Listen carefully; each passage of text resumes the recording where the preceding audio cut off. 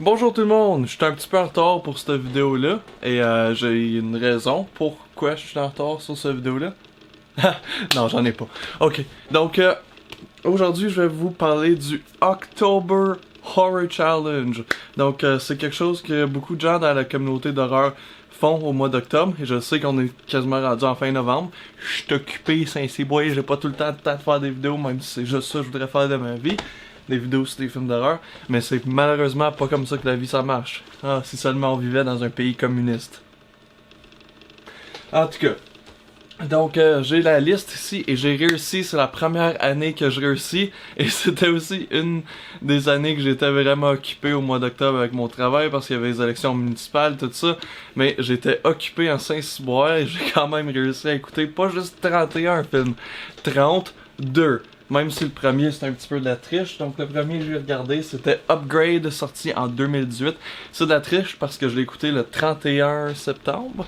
Upgrade c'est un film, je vais juste vraiment donner comme des reviews vite faites de comme à peine une minute parce qu'on en a quand même 32 à faire. Upgrade c'est un film merveilleux. C'est probablement un de mes films favoris de 2018 jusqu'à date.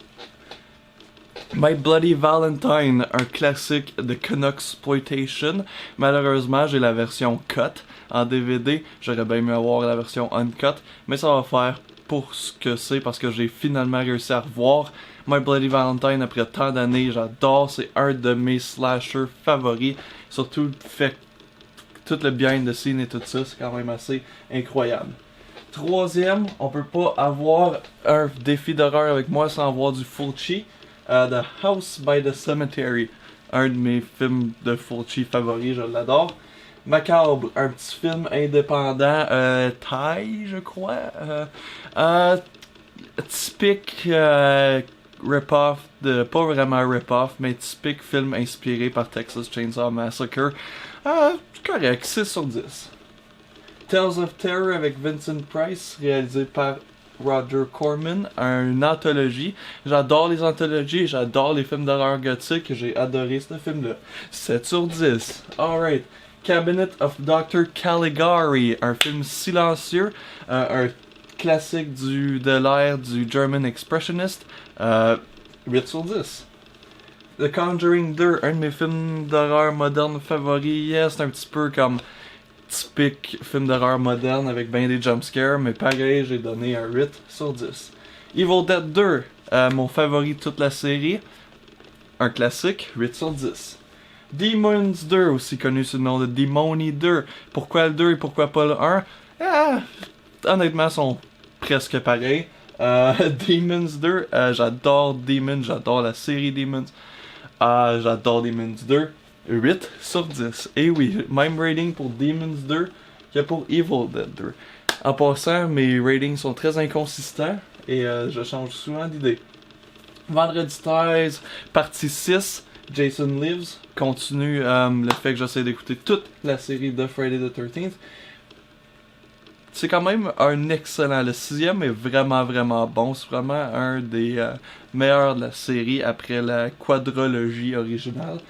Ici j'ai donné un 6, mais je vais changer ça à 7. Parce que ça mérite plus un 7. Body Melt, un film vraiment underground australien des années 90. Un petit peu si Trauma aurait plus de budget. J'ai vraiment adoré, c'est goofy, c'est gore, c'est merveilleux. Body Melt, 7 sur 10. Machete Maidens Unleashed, ça compte pas vraiment, mais genre c'est un documentaire sur les films aux Philippines et ça inclut une partie à propos de la série Blood Island qui va sortir en Blu-ray au Canada dans pas très longtemps. Machete Maidens Unleashed, j'adore les documentaires sur les films d'exploitation, je lui donne un 7 sur 10. Wrong Turn 2, Dead End, le seul Wrong Turn qui est actuellement pas si pire que ça. Ben, un des seuls. La série Wrong Turn, c'est un petit peu mon guilty pleasure, parce qu'il y en a 2 ou 3 qui sont vraiment, vraiment tardants. Pas le premier c'est de la merde. Wrong Turn 2, mon préféré, à 6 sur 10. Alien Zone, aussi connu sous le nom de House of the Dead, une anthologie vraiment low budget qui a été perdue, ben pas qui a été perdue, mais qui a été straight to, tu sais, les compilations cheap de DVD. J'ai le Blu-ray de Vinegar Syndrome.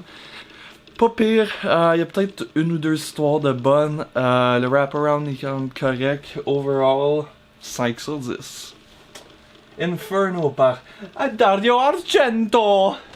Première fois que je voyais Inferno, c'est comme dans la même série, dans la même trilogie que Suspiria.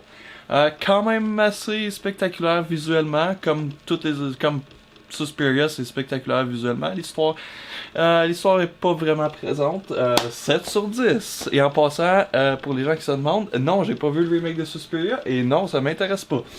Basket Case 2, Basket Case 1, j'adore Basket Case 1. Basket Case 2 est pissant comme film, je vous le recommande. 7 sur 10. The Fog par John Carpenter. Ouh là là!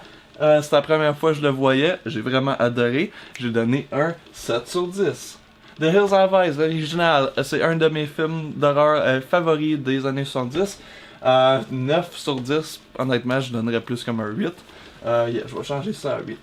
Parce que 9, c'est un peu beaucoup, même pour Hills Have Eyes. Devilfish, le film qui a le pire rating sur IMDb, que j'ai actuellement trouvé quand même pas pire.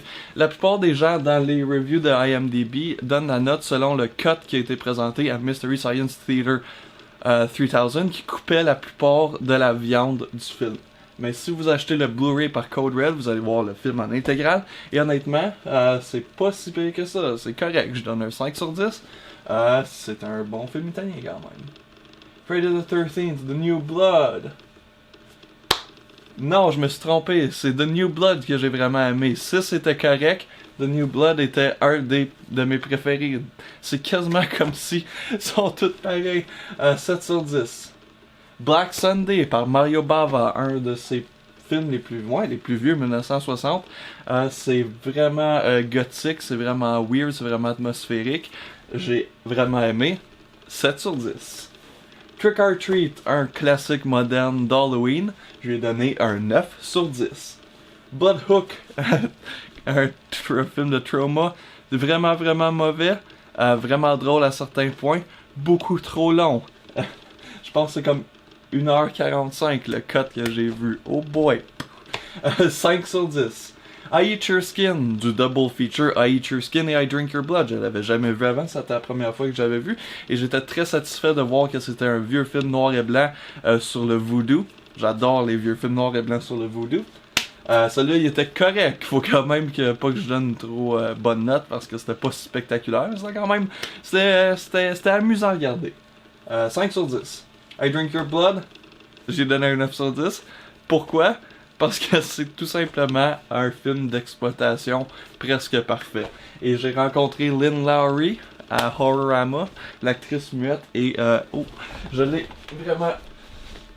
C'est une vraiment excellente personne. J'ai pris une photo avec, vous pouvez le voir dans mon dernier vidéo, mais ça c'est sa signature, et c'était elle qui jouait Carrie. Ça je crois qu'il est son nom, yeah, Carrie. Donc yeah, I Drink Your Blood, c'est un classique. Je sais pas combien de temps il reste à ma batterie, j'espère qu'elle va résister parce que sinon ça efface la vidéo. Squirm. Mon histoire avec Squirm est très compliquée. J'ai commandé le film il y a 2 ans de Scream Factory, je l'ai jamais reçu, j'ai cancellé mon order. Puis là je l'ai acheté de Arrow Video. Squirm c'est un film que j'appellerais un Hicksploitation, donc c'est un film d'exploitation avec des rednecks qui se font attaquer par des vers de terre violents. 6 sur 10, je l'ai vraiment beaucoup aimé. Videodrome, ça vous allez voir mon inconsistance, je donne un 8 sur 10. Parce qu'il faut que tu prennes le contexte. I Drink Your Blood, c'est un film d'exploitation presque parfait. Videodrome, c'est juste un film d'horreur presque parfait. David Cronenberg, j'ai-tu vraiment besoin de parler de Videodrome? Frankenstein, Mary, celui de 1931 avec Boris Karloff. 8 sur 10. J'ai vraiment besoin d'expliquer pourquoi Frankenstein est un bon film. Dolls, 8 sur 10 à Dolls. Dolls est super comme film. Dolls, c'est le genre de film qui va sortir l'enfant dans toi. Vraiment, j'adore Dolls. Si vous connaissez pas Dolls, vous devez le regarder. C'est réalisé par Stuart Gordon, donc déjà là vous savez que c'est très bon. Et surprenamment, c'est pas avec les mêmes acteurs que d'habitude. Mais vraiment, c'est un bon film qui te rappelle l'enfance. Halloween 3, tout le monde, beaucoup de gens bâchent Halloween 3. Halloween 3 est actuellement mon deuxième film favori de la série de Halloween. Yep. Et j'ai donné un 8 sur 10. Texas Chainsaw Massacre, 9 sur 10. C'est un de mes films favoris. C'est un film qui a inspiré beaucoup de cinéastes, incluant moi. Mon premier court-métrage au collège a été très inspiré par Texas Chainsaw Massacre. Et je suis un grand fan aussi de tout ce qui est Texas Chainsaw Massacre-like. The Beyond, c'était le dernier film que j'ai regardé à l'Halloween. Les 3 derniers, je les ai regardés le 31. Et bien sûr, il fallait que je finisse avec un de mes films favoris. Point, pas film d'horreur favori. Un de mes films favoris. Donc, The Beyond par Lucio Fulci. Selon moi, 10 sur 10. Mais ça, c'est moi. Et surprenamment, c'est pas mon film favori de Fulci. Je me débat toujours entre New York Ripper et The Beyond. Mais c'est tout. J'ai fait ça vraiment rapidement. Juste parce que j'étais pas sur ma batterie et tout ça. Et en plus, aujourd'hui, je filme une autre vidéo où je vais montrer ma collection au complet. Donc, merci d'avoir été avec moi. Et on se revoit la prochaine fois. Et si vous voulez me laisser dans les commentaires qu'est-ce que vous avez regardé durant le mois d'octobre. Ça me ferait un grand plaisir de lire et d'en discuter. Donc, à la prochaine!